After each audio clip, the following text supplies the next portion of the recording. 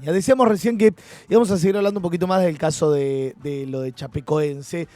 Con alguien vamos a cosas muy básicas, porque por ahí, viste, si uno llamara a un técnico especialista forense seguramente todo lo que explique no lo vamos a entender, con lo cual hay que buscar también un término medio. Decir, bueno, vamos a hacer una cosa, vamos a hablar con un piloto, que el tipo sepa cómo funciona un avión, aunque sea en lo más básico, para poder entender un poquitito qué pudo llegar a haber pasado, porque ya recién lo decíamos fuera de aire, no podemos asegurar nada. O sea, se acaban de encontrar las cajas negras del avión que llevaba a Chapecoense. O sea, sería muy imprudente andar diciendo, nada, para mí lo que pasó, seguro nada. Pero como para entender, a ver cómo, por ejemplo, cómo funciona un avión, que uno no entiende nada. Roberto Bonocore está con nosotros. Roberto, en algún momento le hicimos una nota al Mapa Digital porque hizo su propio avión.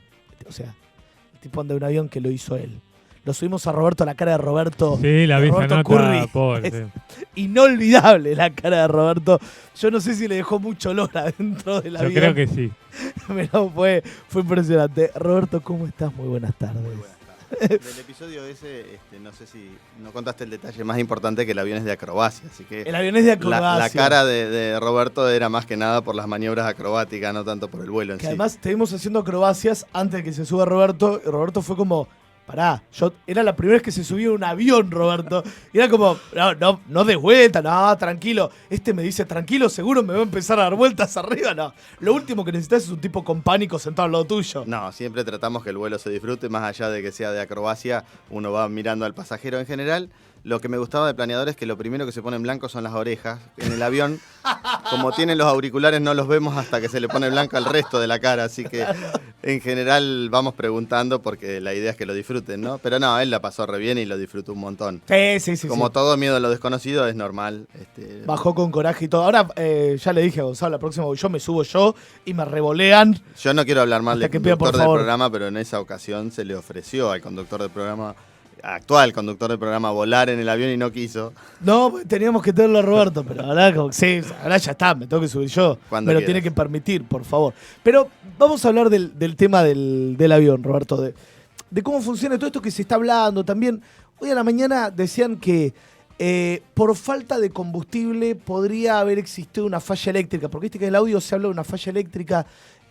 ¿Puede existir eso? ¿Qué puede haber pasado? Todas las conjeturas en esta instancia son Al voleo. muy al voleo y muy conjeturas. Lo que pasa es que nosotros los pilotos estudiamos mucho los accidentes, porque lo que se trata es de evitar que vuelvan a pasar. Claro. Antiguamente es como que quedaba un poco más hermético. De hecho, la Junta de Investigaciones Aeronáuticas que tiene la Argentina, la principal finalidad que tiene es evitar que vuelvan a suceder. Por eso las cajas negras que uno dice, ¿y para qué si ya se accidentó? Y bueno, para que no pase de vuelta. Para que no pase de vuelta. En este caso en particular hay dos cuestiones que hacen pensar que podría haber habido una falta de combustible, y son que, primero, que hubo sobrevivientes. Eso quiere decir que el avión no aterrizó tan mal, o más Claro. que estrellarse, quizás el piloto lo intentó aterrizar, y principalmente que al no haber fuego, es raro que, como todos los aviones, el combustible va en las alas, es lo que primero se desgarra cuando se desprende del avión. Es muy raro que no se prenda fuego el avión. De hecho, uno en las imágenes que ve, el ala está completamente destruida, claro. No lo había pensado yo, pero realmente da para pensar, sí, se tendría que haber prendido Sí, fuego. supuestamente dice que el piloto, cuando vio que se iban a estrellar, largó el combustible. Claro, que hablaban de que el piloto había alargado el combustible Supuestamente. cuando se iba a estrellar, pero Es lo que raro. dicen. Eso es una práctica habitual, si decís, me la voy a poner, tiro combustible. Los para que no aviones se tienen incendie. la posibilidad de alivianarse largando combustible, entre comillas, pero eso es un proceso que no es instantáneo. Claro. Los únicos que tienen una descarga instantánea, que uno por ahí lo ve en las películas, son los aviones, los fumigadores o los aviones de control del fuego. O sea, para poder desprender y largar todo el combustible de golpe en unos segundos, que es cuando uno está en la inminencia de un impacto, eso se puede hacer previendo la posibilidad. Muchas veces uno ve en las películas cuando el avión tiene un problema y tiene que volver a aterrizar en su Claro. base.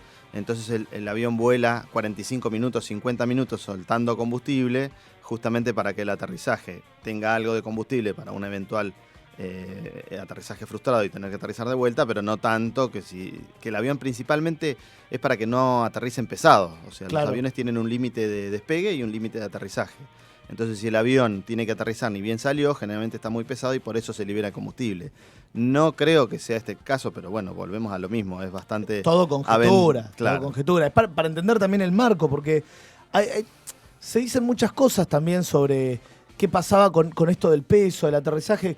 Claro, con la lista al final había una persona más de la que figuraba originalmente la lista. Dicen que iba como con sobrepeso también el vuelo. Seguramente hubiese impactado un montón. Que el avión no estaba preparado para hacer toda esa distancia. Y una cosa que me llamó mucho la atención es lo de cuando están llegando al aeropuerto que no les dan prioridad porque había otro avión en emergencia que había pedido pista, seguramente un avión más grande, en donde el tipo que está sentado en el control tiene que priorizar. Si se van a matar 400 tipos, se van a matar 70, tiene que priorizar el avión más grande. Supongo que sería una emergencia realmente importante para que haga eso, si no va a haber un quilombo bárbaro alrededor de esta historia.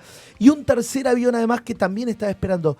¿Es tan común que haya tantos problemas en los aviones como para que haya 3 aviones pidiendo pista en emergencia? Yo creo que estadísticamente debe ser bastante improbable y en ninguno de los protocolos, cuando uno estudia, se evalúa la posibilidad de que haya 2 aviones en emergencia. Pero bueno, muchas veces suele ocurrir que la emergencia es por falta de combustible. Claro. Entonces es una emergencia distinta. Entonces uno pide prioridad. Hay un accidente muy conocido de Avianca, que había un problema de comunicación entre el copiloto y el piloto. Entonces el copiloto le decía que no tenían combustible y el piloto le pide al copiloto que anuncie esta cuestión de que no tenía combustible. Y el copiloto le notifica a la torre que tenían poco combustible, pero no se declara en emergencia de combustible y finalmente el avión, Claro. que creo que se mataron todos, el avión impacta justamente porque se quedó sin combustible.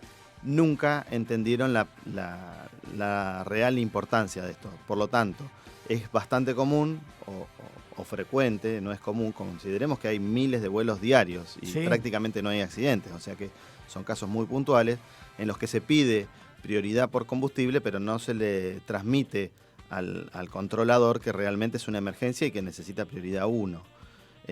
También es bastante difícil para los pilotos decir que no tienen combustible porque a veces, no digo que este sea el caso, revela una negligencia en la preparación del avión. Cuando hay un despacho del avión, uno tiene que prever supuestamente cómo se hace el cálculo de combustible. Bueno, aeropuerto de donde está el avión, al aeropuerto de destino, más el combustible para la primera alternativa, más el combustible para la segunda alternativa, más 45 minutos.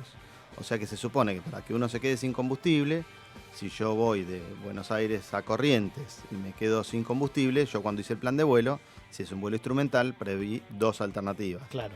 Suponiendo que yo no puedo entrar a Corrientes, voy a mi primera alternativa, podría ser, qué sé yo, Resistencia, y si no puedo entrar a mi primera alternativa, tendría que poder llegar a mi segunda alternativa, previo pasar por la primera, obviamente, y me tendrían que quedar 45 minutos más. Por lo tanto, si yo a mi aeropuerto de destino no llego con el suficiente combustible para poder hacer 2 o 3 aterrizajes frustrados, podría haber una negligencia del piloto. En general, en los accidentes, lamentablemente, lo más fácil es echarle la culpa al que no está o al piloto. Sí, claro. En general, la mayoría de los reportes dicen que es un error humano, porque si fuese una falla técnica, ya involucra un montón de otras cuestiones. Ha habido casos. Y millones de dólares. Por eso, ha habido casos que se ha detectado que la falla era pasó con el Concorde, cuando hubo un accidente con el Concorde, que los bajaron a todos de vuelo. Es un lío logístico reacomodar a los pasajeros. Además, ese avión en particular era muy... el que quería volar en el Concorde gastaba una fortuna porque quería llegar rápido. Y lo terminaron retirando del mercado por culpa de eso, claro. No, en realidad no fue la culpa de eso. Era un vuelo antieconómico. Gastaba tanto el Concorde que los pasajes eran extremadamente caros y casi siempre no iban llenos. Che, bueno, sabemos que el aeropuerto estaba en una situación entonces rara. Aparentemente se habían quedado sin combustible. Estamos hablando de que la estadística de algún lado no cierra, ¿no? Como, está bien, es 1 en 1 millón. Bueno, 1 millón de vuelos hay. A alguien le podía pasar. En realidad, cuando dan los cursos de CRM, cuando le preguntan a los pilotos qué sería seguro, entonces preguntan, a ver, 99% de seguridad es algo bueno. Y uno rápidamente diría que sí. Claro. Sin embargo, si se cayeran el 1% de los aviones, estaríamos hablando de por ahí, no sé, 1000 accidentes aéreos diarios. No, la estadística es 0,000, hay un montón de ceros y después aparece un 1. Es muy infrecuente y cuando se estudian los accidentes se habla que para que se produzca el accidente hay como unas fetas de queso gruyère. Claro, donde se tienen que alinear todos los agujeritos. Entonces, claro, cuando uno saca o corre una de esas fetas, no se produce el accidente. En general, siempre hay muchos casi esto, casi lo otro, justamente por eso. Porque para que se dé el accidente, normalmente, no voy a hablar de este caso en particular, pero uno estudia y había un exceso de peso, como vos dijiste. Con respecto al peso, hay algo importante. Hasta un accidente que había habido en un avión chico, creo que era un B300, con una piloto mujer que se accidentaron en despegue, se consideraba que los pasajeros todos pesaban 75 kilos. Claro. Especialmente, y todas esas normas salen de Estados Unidos. Que, bueno, como todos sabemos, los americanos son en promedio altísimos y muy robustos. Sí.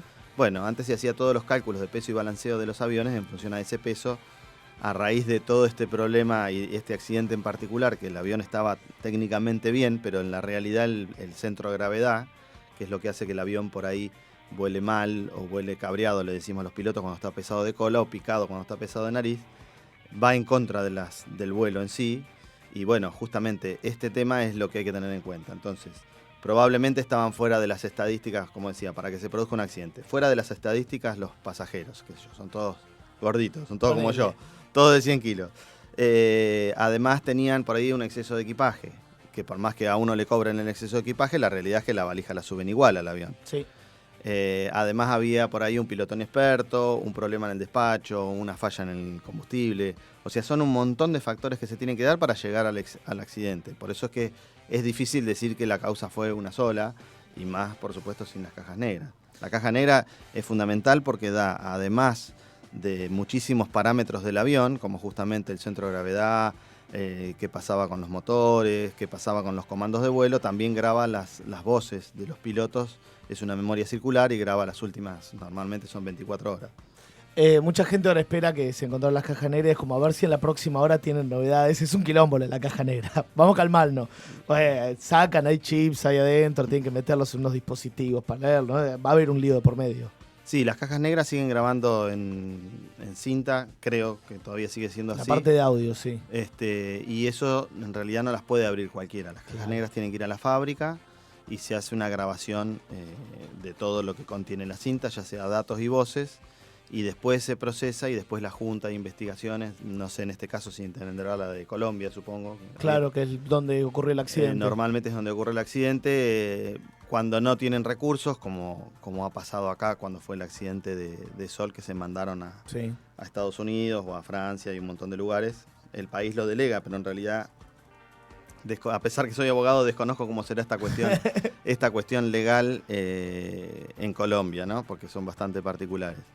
Bueno, realmente un caso que estaba bueno para charlar, para hablarlo. Lo último, me gustaría como transmitir tranquilidad a la gente con el tema de los aviones, ¿no? Porque hay como, se caen los aviones. Otra vez, estadísticamente, o sea, no hay otra forma en la cual tengas menos posibilidades de tener un accidente que arriba de un avión. Imposible. O sea, los márgenes de seguridad son altísimos. Por supuesto, no puede haber seguridad absoluta, porque si uno busca seguridad absoluta, no sería rentable el vuelo. Claro. O sea, cuando uno estudia seguridad operacional, es como una balanza donde tenemos una empresa rentable desde el punto de vista económico y una empresa absolutamente segura. En general se pone Lufthansa y bueno, no vamos a dar nombres porque se van y otras más cercanas quizás. Claro, y otras que no son tan seguras. No, la verdad es que actualmente, a ese respecto, Aerolíneas Argentinas, si pensaste en eso, está funcionando. No, desde el punto de vista de la seguridad está funcionando mucho mejor. Bueno, tiene un montón de falencias y demás, y sabemos que no es rentable, claro. Pero bueno, hay muchísimos más pilotos. No se puede decir nada de eso. En su momento, cuando fue el accidente de la APA, es como que ese era el ejemplo a no seguir, digamos. Pero bueno, la realidad es esta. Si la empresa no genera ganancias, no tiene manera de funcionar. Y si la empresa no funciona, no tiene sentido que hablemos de seguridad porque no van a estar los aviones en tierra. Claro. Entonces siempre es un compromiso entre la seguridad y la rentabilidad de la empresa. Se trata de ser lo más seguro posible siempre que la empresa no pierda plata. Y en líneas generales las líneas pierden todas plata. Sí. Son pocas las líneas aéreas que ganan dinero. Lo que pasa es que son muy espectaculares. Entonces aparecen en los medios enseguida. Muere un montón de gente. Cada tanto cae un avión, muere un montón de gente cuando cae el avión. Las imágenes son siempre increíbles y eso obviamente genera que parezcan tan Bueno, lo mismo pasa con los micros o los trenes, que también son Claro. mucho más seguros que por ahí los autos. Sí. Y la mayor cantidad de muertes es por accidentes de tránsito. Y la mayoría no son en rutas, son en ciudades. Sí, eso tal es cual. lo más paradójico. Pero sí, nosotros decimos siempre que es mucho más seguro volar en el avión que llegar en el auto al aeroclub. Sí, total, claro, Bueno. tenés muchas más posibilidades de matarte yendo al Tal aeroclub cual. que en el avión Sí, sí. haciendo pruebas, lo que quieras. Sí, estadísticamente hay muchos más accidentes de pilotos, digamos, en el tránsito que no en los aviones. Ha quedado clarísimo. Roberto, gracias miles. No, gracias a ustedes. Bueno, siempre un placer. Y tenés pendiente el vuelo de Acrobacia cuando Sí, quieras. sí, por supuesto, sí. Previo al almuerzo. No hagamos almuerzo acrobacia porque se nos puede llegar a complicar a todos. Nosotros no tenemos inconveniente. Yo Después, ¿quién limpia? Pues si tengo que limpiar yo, prefiero viajar antes. hacemos el vuelo antes, no hay problema. Volamos antes. Mucho mejor. Roberto Bonocore con nosotros. Es abogado, es piloto, para explicarnos estas generalidades, ¿no? De los vuelos, de las normas de seguridad, cosas que uno, por no ser piloto, por apenas tener el carnet de conducir, que uno no termina de saber cómo se lo dieron, obviamente no entiende. Y alrededor de todo lo que pasó con el accidente con el equipo de Chapecoense.